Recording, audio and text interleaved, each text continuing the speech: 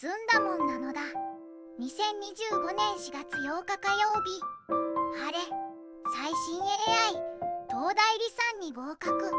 AI に起業してもらってお金を稼いでもらう未来がもうすぐ来そうなのだ。人間が学ぶ意味はなくなるのだろうか。